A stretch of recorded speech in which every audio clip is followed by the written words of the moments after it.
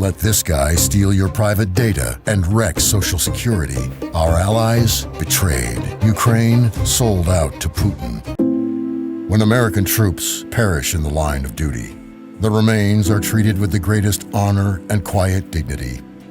They are placed aboard special Air Force transport planes. Not up to Elon Musk.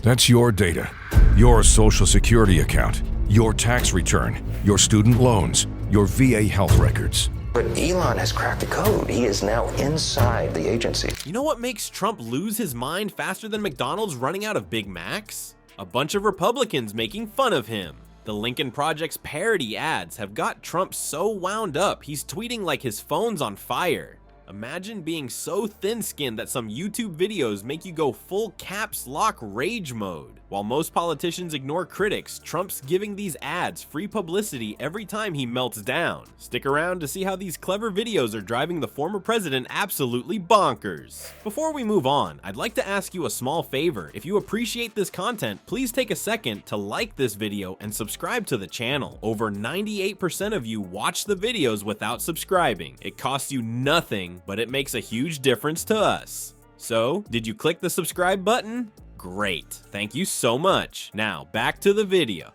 Ever wonder how a small group of Republicans became Trump's worst nightmare? It's totally like watching a mouse scare an elephant. The Lincoln Project isn't your average political group. They're Republicans who got sick of Trump's nonsense and found his biggest weakness, making fun of him. Most political ads put people to sleep with boring policy talk. Healthcare this, economy that, yawn. But these Lincoln Project folks took a completely different path. They made ads specifically designed to make Trump's blood boil. Their goal isn't convincing voters as much as triggering Trump's famous tantrums. Ask yourself, are you better off than you were 100 days ago? Trump came back, not to lead, but to punish. He purged loyal Americans from government. Then came the tariffs, markets crashing, retirements wiped out, America isolated, weak, China winning the trade game. Every president has accepted the responsibility to greet our fallen heroes. It doesn't matter the party. Where is their president today? Golfing. Again. When American troops perish in the line of duty, the remains are treated with the greatest honor and quiet dignity. They are placed aboard special Air Force transport planes.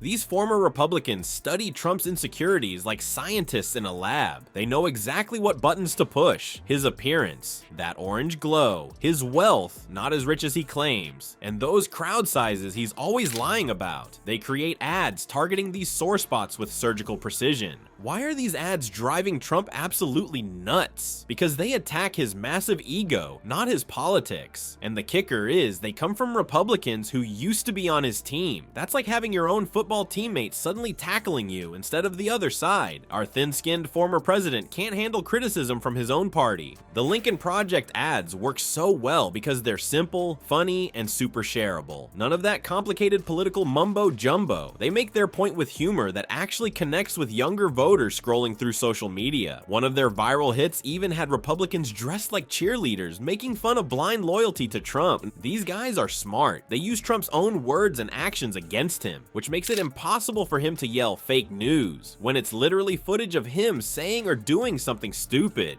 How is this tiny band of Republicans getting under Trump's skin so effectively? They're acting more like comedy writers than boring political consultants. They understand what's funny and what'll make people talk. They know Trump can't resist checking what people say about him. Let this guy steal your private data and wreck Social Security. Our allies betrayed. Ukraine sold out to Putin. He pardoned terrorists and criminals. This isn't a second term. It's Trump's second chance to end America, and it's working.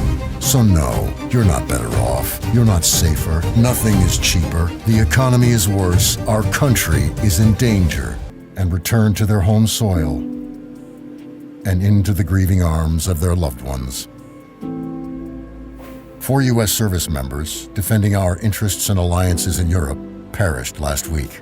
The best part of their strategy? When Trump sees one of these ads and has a meltdown on social media, he's actually giving them free publicity. His angry responses spread their message to millions more people who might never have seen the original ads. It's like Trump is working as their unpaid marketing team. Every time he rages about a Lincoln Project ad, they probably pop champagne at their headquarters. You'd think a former president would just ignore these ads, but Trump can't help himself. That's exactly what the Lincoln Project is counting on. The guy who ran the country reacts to these videos like a toddler who dropped his ice cream cone. When Trump sees these parody ads, his response is so predictable you could set your watch to it. First comes the denial, then the rage, followed by personal attacks, and finally those all-cap social media posts that look like your grandpa accidentally sat on his phone. It's his classic Twitter meltdown routine. The funny part is that each time Trump has a fit about these ads, he basically becomes an unpaid promoter for the Lincoln Project. His angry responses spread their message to millions more people who might never have seen the original videos. It's like free advertising delivered by the very person they're making fun of. What makes these parody ads more dangerous to Trump than regular political attacks? They're using humor as a weapon. Instead of painting him as evil, they're making him look ridiculous. And Trump hates looking silly way more than looking bad. When he goes crazy over a funny ad, he looks weak and insecure. Not exactly the tough guy image he tries so hard to maintain.